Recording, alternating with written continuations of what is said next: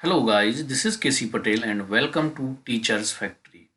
Teachers factory के YouTube channel में आप सभी का स्वागत है। अगर आप लोग चैनल पर नए हैं और शिक्षक भर्ती की तैयारी करते हैं तो शिक्षक भर्ती से रिलेटेड महत्वपूर्ण अपडेट और सी टेट या फिर किसी भी टेट एग्ज़ाम के लिए उनकी जो क्लासें हैं उनके नोटिफिकेशन के लिए आप लोग चैनल को सब्सक्राइब कर लें एंड बेल आइकन को ज़रूर दबा दें ताकि आप लोगों को नोटिफिकेशन मिलते रहे। सी टेट का जो पेपर है आप लोगों का वो जुलाई 2024 में होने वाला है। जब इसका नोटिफिकेशन आया था उसी दिन उस नोटिस में आपको जो नोटिस दिया गया था, पब्लिक नोटिस, उसमें पूरा डिटेल दिया हुआ था कि आपका एग्ज़ाम कब होने वाला है। तो जुलाई में होने वाला है। ठीक है, तो आप लोग तैयारी में अभी से लग जाइए। इस बार अच्छा खासा समय है। और एक बात और बता दूं कि हो सकता है कि अब जो आपका सी टेट है ना वो 2024 के बाद बंद हो जाए। बंद होने का मतलब होगा, लेकिन सिलेबस चेंज होगा और इस सी टेट का नाम भी चेंज हो जाएगा।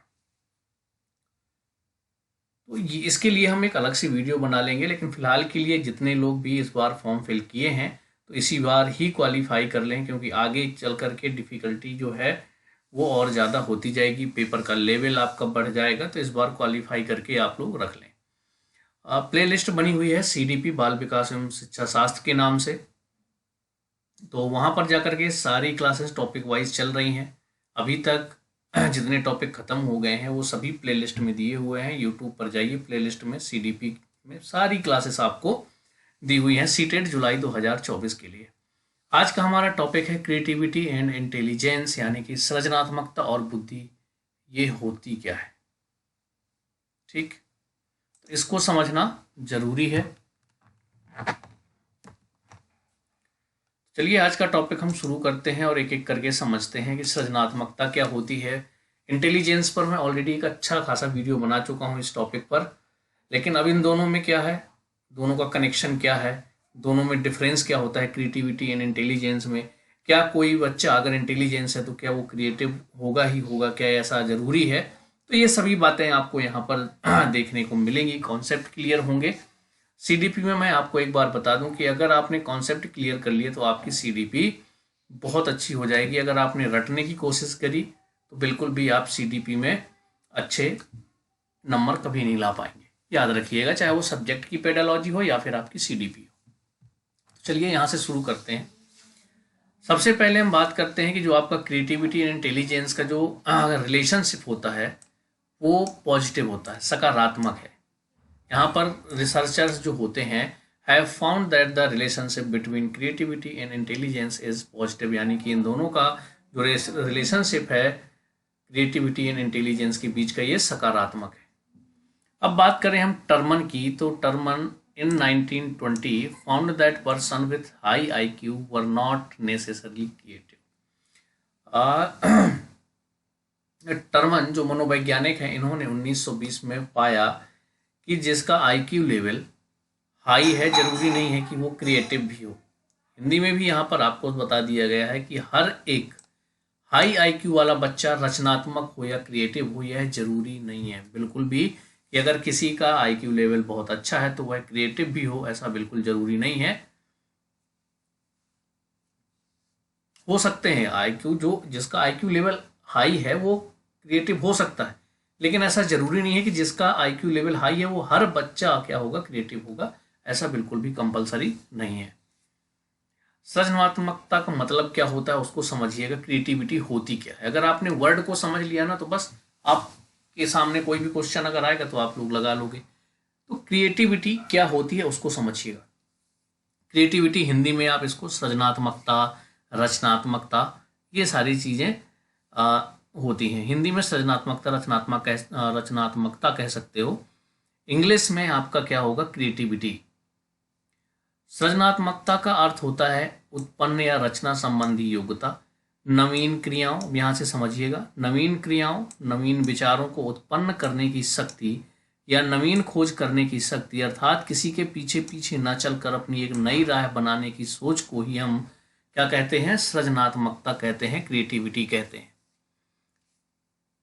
जितनी भी खोजें होती हैं, मान लीजिए कि कोई एक नया आइडिया आया, उस पर आपने खोज की, और वो क्या हो गया, सक्सेसफुल हो गया। तो क्या हुआ, आपने क्या किया, आपके अंदर क्रिएटिविटी है, आपने उस सोच को साकार किया जो एक काल्पनिक थी, लेकिन आपके मेरे दिमाग में वो चीज़ें आई और आपने क्या किया, उस पर रिसर्च शुरू किया, है ना, काम करते गए और वो क्या हो गया, सक्सेसफुल हो गया कोई चीज़।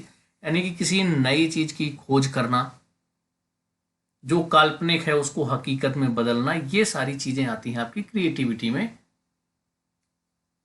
तो यहाँ से समझिएगा क्या होता है, नवीन क्रियाओं एवं नवीन विचारों को उत्पन्न करने की शक्ति या फिर नवीन खोज करने की शक्ति को ही हम क्या कहते हैं, सृजनात्मकता कहते हैं। चलिए अब और समझिए यहाँ पर, नवीन ज्ञान की खोज करना, किसी भी क्षेत्र में जब कोई व्यक्ति नवीन खोज करता है या नए विचारों का निर्माण करता है तो हम उस व्यक्ति के व्यक्तित्व को क्या मानते हैं, क्रिएटिव मानते हैं। वह ऐसे लोगों की हर जगह अपने स्तर पर प्रशंसा होती है। ऐसे व्यक्ति सदैव सैद्धांतिक विचारों वाले न होकर व्यवहारवादी विचारों वाले होते हैं। क्रिएटिविटी शब्द में कई बुद्धिजीवियों ने अपने अपने विचार व्यक्त किए हैं। ठीक है, अब अलग अलग होते हैं ना, तो सृजनात्मकता की क्या डेफिनेशन अलग अलग इन्होंने दी।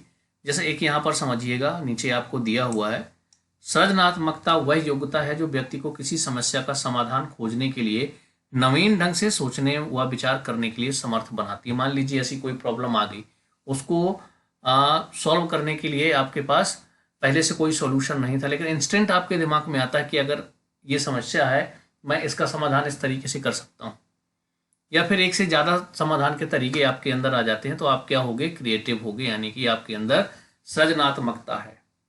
जैसे होता है कि मैथ का जो अगर आप लोग मैथ लगा रहे हैं तो कुछ बच्चे ऐसे होंगे जिनको एक ही सॉल्यूशन आता है, और कई बच्चे ऐसे होते हैं जो उस क्वेश्चन के कई तरीके से उसको सॉल्व कर सकते हैं, 2 तरीके से, 3 तरीके से।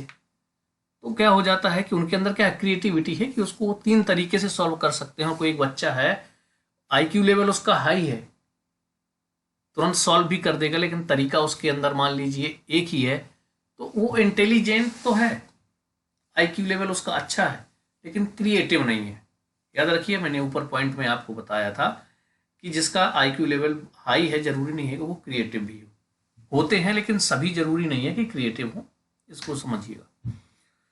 प्रचलित ढंग से चिंतन करने, विचार करने तथा कार्य करने की अमूर्त योग्यता को ही सृजनात्मकता कहते हैं। अर्थात प्रचलित ढंग से चिंतन करने, विचार करने तथा कार्य करने की अमूर्त योग्यता को, वही चीज बताया मैंने अभी ऊपर, मैंने आपको समझाया था कि कोई चीज आपके दिमाग में आई, अब वो क्या है, कल्पना में है, आपके दिमाग में आया कि कुछ ऐसी चीजें हो सकती हैं, और अब आप उसमें जुट गए, अब उसमें लग गए, किसी चीज की खोज करने में ही लग गए, और आपने उसको सक्सेसफुली खोज कर ली। तो क्या हो गया, वो एक अमूर्त था उस टाइम पे कि ऐसी कोई चीज थी ही नहीं जिसकी आपने खोज की बाद में, अब वो जाकर के आ गई कि चलिए खोज हो गई है। तो अमूर्त योग्यता को ही हम क्या कहते हैं, सृजनात्मकता कहते हैं, ये समझिएगा। अमूर्त मतलब यहां पर समझिएगा, जो चीज है नहीं, काल्पनिक है जो चीज, उसको अमूर्त हम बोलते हैं। जो क्रिएटिविटी के तत्व होते हैं उनको ये 4 होते हैं, इनको एक बार पढ़ लीजिएगा। फ्लुएंसी होती है आपकी, ये क्रिएटिविटी के क्या है, एलिमेंट्स है, यानी कि तत्व है। फ्लेक्सिबिलिटी यानी कि लचीलापन, ओरिजिनलिटी होती है उनके अंदर, मौलिकता होती है। एलेबोरेशन होता है यानी कि विस्तार होता है। ये क्रिएटिविटी के 4 तत्व हैं आपके, फ्लुएंसी, फ्लेक्सिबिलिटी, ओरिजिनल या ओरिजिनलिटी कह सकते हो, एलेबोरेशन। ये चारों क्या हैं, क्रिएटिविटी के तत्व हैं आपके। अब जेपी गिल्फर्ड ने थिंकिंग को 2 भागों में प्रस्तुत किया है। यहाँ से आपके क्वेश्चन बनते हैं, तो आप लोग ध्यान दीजिएगा। डाइवर्जेंट थिंकिंग यानी कि हिंदी में अपसारी सोच।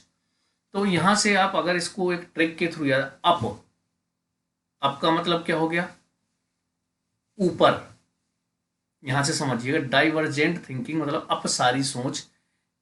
अब अपसारी सोच होती कैसी है, ये रिलेटेड होती है आपकी क्रिएटिविटी से। क्रिएटिविटी से रिलेटेड इसलिए होती है क्योंकि जिनके अंदर डाइवर्जेंट थिंकिंग होती है उनके एक प्रॉब्लम के कई सॉल्यूशन होते हैं। तो इसके अंदर क्या होते हैं, मल्टीपल सॉल्यूशंस होते हैं, आउट ऑफ द बॉक्स होता है। ये वही कहा गया है ना कि एक वही बनी बनाई चीज है, नहीं, मान लीजिए कोई एक सॉल्यूशन आपको बताया गया, तो आपके अंदर अगर सिर्फ एक ही सॉल्यूशन है तो वो आपका क्या हो गया, आपको जो सोल्यूशन पहले से पता था बस उसी के बारे में ही पता है, लेकिन आपने नए तरीके खोजे, किसी क्वेश्चन को सॉल्व करने के अलग तरीके से आपने उसको सॉल्व किया। तो ये चीज़ें अगर आपके अंदर हैं तो आपके अंदर क्या हो गई, डाइवर्जेंट थिंकिंग है, यानी कि अब सारी सोच है। ये इसको क्या कहा गया, ओपन एंडेड है। समझ पा रहे हैं? ओपन एंडेड का मतलब ये होता है कि कोई एक लिमिट नहीं है कि एक कोई क्वेश्चन है उसका सॉल्यूशन एक ही निकालना, वो आपका क्लोज एंडेड हो जाएगा। लेकिन आपके उस क्वेश्चन के कई सॉल्यूशन है आपके अंदर, मतलब आप उसको कई तरीके से सॉल्व कर सकते हैं, तो वो आप ओपन एंडेड हो गए। तो ये होती है आपकी अपसारी सोच। और याद रखने का तरीका है, अप मतलब ऊपर, यानी बहुत ज़्यादा। जो बड़ी सोच वाले होते हैं, जिनकी जो सोच होती है वो अपसारी होती है, डाइवर्जेंट होती है, इसीलिए उसको क्या सोच कहते हैं, अपसारी सोच कहते हैं, यानी कि डाइवर्जेंट थिंकिंग कहते हैं। तो इसके अंदर डाइवर्जेंट थिंकिंग के अंदर ओपन एंडेड इसको कहते हैं। रिलेटेड टू क्रिएटिविटी होती है आपकी अपसारी सोच, यानी कि डाइवर्जेंट थिंकिंग। याद रखिएगा, आउट ऑफ द बॉक्स होती है ये, और मल्टीपल सॉल्यूशंस होते हैं जो जिनके अंदर डाइवर्जेंट थिंकिंग होती है। और डाइवर्जेंट थिंकिंग इसके बाद आपकी आएगी अपसारी सोच, यानी कि कन्वर्जेंट थिंकिंग। ये क्लोज एंडेड होती है, यानी कि इसका एक ही सॉल्यूशन होगा, आपका लिमिटेड सॉल्यूशन होते हैं। रिलेटेड टू इंटेलिजेंस, ये जो आपकी डाइवर्जेंट थिंकिंग होती है वो होती है आपकी क्रिएटिविटी से रिलेटेड। और जो आपकी ये कन्वर्जेंट थिंकिंग यानी कि अभिसारी सोच होती है वो आपकी क्या होती है, इंटेलिजेंस से रिलेटेड होती है।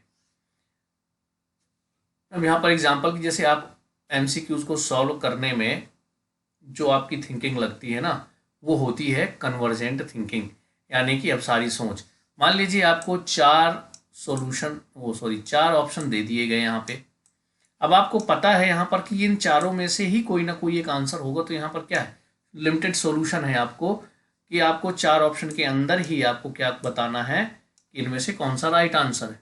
तो ये क्या होता है, यहाँ पर आप इंटेलिजेंस का यूज कर सकते हैं, अपने दिमाग का इस्तेमाल कर सकते हैं बहुत अच्छे तरीके से। मान लीजिए कि दो ऑप्शन आपको ऐसे मिल गए जो आपको पता है कि जो क्वेश्चन पूछ रहा है उससे बिल्कुल आउट ऑफ सिलेबस दे दिया है यहाँ पर। अब दो क्वेश्चन बचते हैं, तो क्या हुआ, आपके पास जो ऑब्जेक्टिव क्वेश्चन है, एमसीक्यू सॉल्व करते हैं, तो यहाँ पर आपकी कौन सी सोच काम करेगी, अभिसारी सोच, यानी कि कन्वर्जेंट थिंकिंग। अब अपसारी और अभिसारी से आप याद रख सकते हैं कि अप मतलब बहुत ज़्यादा ऊपर, तो अभिसारी सोच हो गई आपकी छोटी, मतलब जिनकी एक लिमिट होती है सोचने की, वो हो जाएगी आपकी अभिसारी सोच, यानी कि कन्वर्जेंट थिंकिंग। और ये रिलेटेड टू क्या होती है, इंटेलिजेंस होती है। जैसे एमसीक्यू सॉल्व करने में आपका कौन सी थिंकिंग यूज होती है, कन्वर्जेंट थिंकिंग, यानी कि अभिसारी सोच यूज होती है। इसके अंदर लिमिटेड सॉल्यूशन होते हैं। अब यहाँ पर समझिए, अपसारी सोच वाला प्रत्येक व्यक्ति क्रिएटिव नहीं होता है। अब एक चीज समझ लीजिए कि जो अपसारी सोच वाला व्यक्ति है, डाइवर्जेंट थिंकिंग, जस्ट मैंने ऊपर बताया आपको, तो वो हर बंदा क्या होगा, क्रिएटिव नहीं होगा। याद रखिएगा, थिंकिंग उसकी डाइवर्जेंट थिंकिंग है, अपसारी सोच है, लेकिन वो व्यक्ति क्रिएटिव होगा जरूरी नहीं है। परंतु जो क्रिएटिव व्यक्ति है उसकी क्या होगी, डाइवर्जेंट थिंकिंग अवश्य होगी। यानी कि जो क्रिएटिव व्यक्ति होगा उसके अंदर डाइवर्जेंट थिंकिंग यानी कि अपसारी सोच जरूर रखता होगा। इस पॉइंट को याद रखिएगा कि अगर उसकी डाइवर्जेंट थिंकिंग है तो जरूरी नहीं है कि वो क्रिएटिव हो, लेकिन कोई व्यक्ति या कोई बालक अगर क्रिएटिव है तो उसके अंदर अपसारी सोच जरूर होगी, यानी कि वो बंदा डाइवर्जेंट थिंकिंग उसके अंदर होगी, वो अपसारी सोच उसके अंदर होगी। तो क्लियर हुआ आपको यहाँ पर? जेपी गिलफर्ड के द्वारा जो थिंकिंग है उसको दो पार्ट में डिवाइड किया है, डाइवर्जेंट थिंकिंग यानी कि अपसारी सोच, कन्वर्जेंट थिंकिंग यानी कि अभिसारी सोच। याद करने के लिए मैंने आपको ट्रिक बताया है। अपसारी मतलब अब से याद रखिए ऊपर, यानी कि बड़ी। अब बड़ी का मतलब क्या हो गया, जिसके मल्टीपल सॉल्यूशन निकल जाते हों। ऐसी सोच जो होती है, जो आपकी डाइवर्जेंट थिंकिंग होती है, वो क्रिएटिविटी से रिलेटेड होती है, ओपन एंडेड होती है, मल्टीपल उसमें सॉल्यूशन होते हैं। और जो आपकी अभिसारी सोच होती है, इसमें लिमिटेड सॉल्यूशन होते हैं। एमसीक्यू सॉल्व करने में जो आप थिंकिंग का, जिस थिंकिंग का आप यूज करते हैं, वो होती है आपकी कन्वर्जेंट थिंकिंग यानी कि अभिसारी सोच। चलिए अब यहाँ पर गिफ्टेड चिल्ड्रन की बात कर लेते हैं। यहीं पर तीन टाइप के होते हैं। इंटेलेक्चुअल ब्राइट होंगे जिनका आईक्यू आपका 140 प्लस होगा, बौद्धिक रूप से उज्ज्वल। एग्जाम्पल के लिए हम कह सकते हैं जैसे आइंस्टीन। टैलेंटेड में आप चले जाओगे तो विराट कोहली। और क्रिएटिव कहो दोगे तो आप MF हुसैन। ओके, तो ये आपके क्या होगा, इंटेलेक्चुअल ब्राइट हो गए जिनका IQ लेवल 140 प्लस होता है, यानी बौद्धिक रूप से जो उज्ज्वल होते हैं। जैसे एग्जाम्पल के लिए हमने आइंस्टीन ले लिया। टैलेंटेड की बात करें अगर इसी में तो विराट कोहली हो गया। क्रिएटिव की बात करेंगे तो MF हुसैन। ये एग्जाम्पल के तौर पर मैंने आप लोगों को बताए। इंटेलेक्चुअल ब्राइट होगा। इसके बाद गिफ्टेड चिल्ड्रन, यानी कि समृद्ध पाठचर्या, इनरिच्ड करिकुलम की आवश्यकता होती है जिनमें उनके इंटरेस्ट के अकॉर्डिंग चैलेंजिंग टास्क कंटेंट हों। जो गिफ्टेड चिल्ड्रन होते हैं ना, तो उनकी जो करिकुलम होगा उनको चैलेंजिंग टास्क हमेशा दो। अगर उनको चैलेंजिंग टास्क नहीं दिए जाते हैं तो बालक क्या हो जाएंगे, बोर होने लगेंगे। उन्हें उनके हिसाब से चैलेंजिंग अगर टास्क नहीं मिलते हैं तो ज़रूरी है कि उनके इंटरेस्ट के अकॉर्डिंग और चैलेंजिंग टास्क कंटेंट होना चाहिए। यानी कि उनके लिए जो करिकुलम हो, पाठचर्या हो या पाठ्यक्रम हो, वो समृद्ध यानी इनरिच्ड होना चाहिए। इसके बाद आता है आपके इंटेलेक्चुअल ब्राइट बच्चों को हायर ऑर्डर थिंकिंग स्किल्स जैसे कंटेंट चाहिए। जो इंटेलेक्चुअल ब्राइट होते हैं यानी कि बौद्धिक रूप से, तो उनको किस तरह के कंटेंट चाहिए होते हैं जिनमें क्या हो, हायर ऑर्डर थिंकिंग स्किल का यूज होना हो। हायर ऑर्डर थिंकिंग का मतलब समझ रहे हो, बहुत हाई लेवल का जो सोचने का तरीका होता है, उस स्किल का यूज करके वो लोग उसको सॉल्व करें। तो इस तरीके का कंटेंट चाहिए इंटेलेक्चुअल ब्राइट बच्चों के लिए। तो क्या हो गए आपके इंटेलेक्चुअल जो ब्राइट हैं उनका IQ लेवल क्या है, 140 प्लस। गिफ्टेड चिल्ड्रन के लिए मैंने आपको बता दिया। इंटेलेक्चुअल जो ब्राइट होते हैं उनके लिए क्या बताया यहाँ पर कि हायर ऑर्डर थिंकिंग स्किल वाले कंटेंट चाहिए उनको। जो इंटेलेक्चुअल ब्राइट होते हैं, जो आपको यहाँ पर फर्स्ट ऑप्शन दिया गया है, यानी फर्स्ट जो आपका टाइप बताया गया है, इंटेलेक्चुअल जो ब्राइट बच्चे होते हैं उनका जो IQ लेवल होता है 140 प्लस ही होता है। एग्जाम्पल के लिए मैंने आपको आइंस्टीन का एग्जाम्पल दिया था। तो ये चीज़ें हो गई आपकी यहाँ पर। गिफ्टेड चिल्ड्रन हो गए आपके प्रतिभाशाली बच्चे। अब प्रतिभाशाली बच्चे के अंदर ही 3 टाइप के अलग अलग हो जाते हैं आपके। इंटेलेक्चुअल ब्राइट हो गए आपके, गिफ्टेड चिल्ड्रन हो गए, टैलेंटेड और क्रिएटिव यहाँ पर मैंने आपको बता दिए। इंटेलेक्चुअल ब्राइट में टैलेंटेड भी होते हैं और क्रिएटिव भी होते हैं।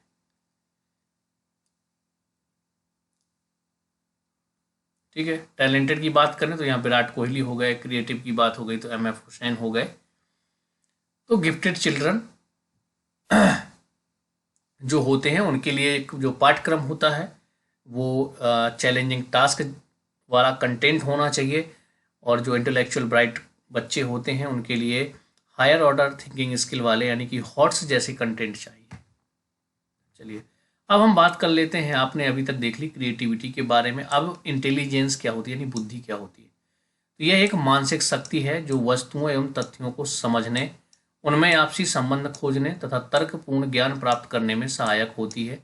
यह भावना और अंतः प्रज्ञा यानी कि इंट्यूशन से अलग है। बुद्धि ही मनुष्य को नवीन परिस्थितियों को ठीक से समझने और उसके साथ अनुकूलित होने में सहायता करती है। अब यहाँ पर समझिएगा एक बात कि जो आपकी इंटेलिजेंस होती है वो क्या करता है। मान लीजिए आप नई जगह पर पहुंच गए तो आप क्या करोगे, उस वातावरण को एडेप्ट कर लोगे, उस वातावरण के हिसाब से आप ढल जाओगे। तो ये क्या होती है, ये होती है इंटेलिजेंस। मनुष्य को नवीन परिस्थितियों को ठीक से समझने, मान लीजिए कोई ऐसी सिचुएशन आ गई जो इससे पहले आपने कभी देखी ही नहीं है, तो पहले आप क्या करोगे, उस परिस्थिति को समझोगे, फिर उसका सॉल्यूशन ढूंढोगे। तो ये होती है इंटेलिजेंस। और मैंने क्रिएटिविटी के लिए बताया था, नई खोज हो गई आपकी, है ना, जो अमूर्त रूप है, जो आपने दिमाग में सोचा, बाद में उसकी खोज की और आप सक्सेसफुल हो गए, तो आप नए नए आइडिया सोचते हो, तो वो आ जाता है आपका क्रिएटिविटी के अंदर। और यहाँ पर ये जो आपकी इंटेलिजेंस है, ये है आपकी क्या है, एक मानसिक शक्ति है, याद रखिएगा, जो वस्तुओं और तथ्यों को क्या है, समझ जाता है, आपसी संबंध खोजने में भी हेल्पफुल होती है। अगर इंटेलिजेंस जो होती है वो क्या काम करती है, आपसी संबंध खोजने में, तर्कपूर्ण ज्ञान प्राप्त करने में सहायक होती है। तो बुद्धि आप समझ गए कि क्या होती है, क्रिएटिविटी भी आपको समझा दिया क्रिएटिविटी क्या होती है। अब क्रिएटिविटी तो आपने समझ ली, अब यहाँ पर आ जाते हैं इमोशनल इंटेलिजेंस यानी कि सांवेगिक बुद्धि। बहुबुद्धि का जो सिद्धांत है वो मैं आगे चल करके आपको पढ़ाऊंगा। जो आपका जनवरी में जो हुआ था एग्जाम ना, उस वाले एग्जाम के पहले मैं आप लोगों को हार्वर्ड गार्डनर के बहुबुद्धि का सिद्धांत पढ़ा चुका था। उसमें भी आपके इमोशनल इंटेलिजेंस आता है, याद रखिएगा इसको। तो अभी हम यहाँ पर देख लेते हैं इंटेलिजेंस का ये टाइप ही है एक इमोशनल इंटेलिजेंस। तो सांवेगिक बुद्धि को सर्वप्रथम साल्वे एवं मेयर ने इंट्रोड्यूस किया था। किसने इंट्रोड्यूस किया था? साल्वे एंड मेयर ने इंट्रोड्यूस किया था। इमोशनल इंटेलिजेंस नामक बुक को डेनियल गोलमैन ने लिखा था। ये याद रखिएगा, पूछ दिया जा सकता है आपसे एग्जाम में कि जो इमोशनल इंटेलिजेंस नामक बुक है वो उसको किसने लिखा है? तो डेनियल गोलमैन ने। अब यहाँ पर एरिस्टोटल ने क्या कहा उसको समझिएगा। अरस्तु का वचन कोई भी किसी समय नाराज हो सकता है, इसमें कोई दिक्कत नहीं है। अर्थ है कि हम अपने इमोशन को कंट्रोल कर पाएं और सही जगह पर, सही समय पर, सही तरीके से, सही मात्रा में यूज कर पाएं। इसी को हम क्या कहते हैं? इमोशनल इंटेलिजेंस कहते हैं। मतलब आप इमोशनल रूप से कितने स्ट्रांग हैं, अपने इमोशन को कहाँ पर यूज करना है, अगर वहीं पर यूज करते हैं, किस तरीके से करना है, कितनी मात्रा में करना है, अगर ये सारी चीज़ें आपके अंदर आ गई तो समझ लीजिए कि आपके अंदर इमोशनल इंटेलिजेंस है। जो आपको हार्वर्ड गार्डनर का बहुबुद्धि का सिद्धांत बताऊंगा, तो जितने भी आपके इंटेलिजेंस के टाइप हैं बहुत अच्छे से विस्तार से आपको बताऊंगा। तो इसी तरह से डेली जो टॉपिक वाइज आपके CDP की क्लासेस हो रही हैं उनको पढ़ते चलिए। बहुत जल्द हम लोग क्या करेंगे, प्रीवियस ईयर के क्वेश्चन भी सॉल्व करेंगे, किस तरह से क्वेश्चन आपके पूछे जाते हैं CTET में। तो इमोशनल इंटेलिजेंस आपको समझ में आ गई। इमोशनल मतलब क्या होता है? एक तरह से भावना कह सकते हो, उसको सांवेगिक बुद्धि भी कहते हैं।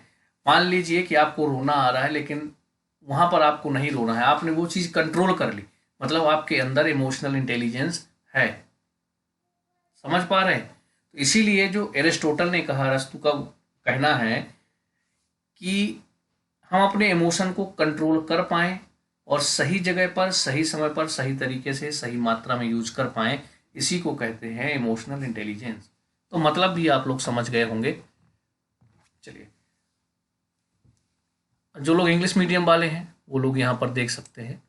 Anyone can become angry that it easy, but to be angry with the right person and to the right degree and at the right time and for the right purpose and in the right way, that is not within everybody power, that is not easy. Aristotle के द्वारा ये कहा गया है।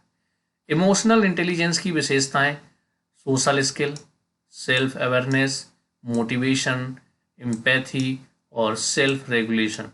ये emotional intelligence की विशेषताएं हैं कि उनके अंदर सोशल स्किल है बहुत अच्छी होगी, सेल्फ अवेयरनेस होगी, आत्म जागरूकता हिंदी में कहेंगे, मोटिवेशन उनके अंदर होगा, अभिप्रेरणा होगी, एम्पैथी होगी, to put yourself in somebody shoes, समानुभूति होगी, सेल्फ रेगुलेशन यानी कि स्वयं पर नियंत्रण होगा। तो ये हैं आपके इमोशनल इंटेलिजेंस की विशेषताएं। चलिए, इस वीडियो में हम लोगों ने क्या क्या देख लिया? क्रिएटिविटी और इंटेलिजेंस को बहुत अच्छे से समझ लिया। तो यहाँ से आपके क्वेश्चन बनते हैं। अगर कोई डाउट है तो आप लोग कमेंट्स में बता सकते हैं। इसके अलावा कल हमारा नेक्स्ट टॉपिक आएगा,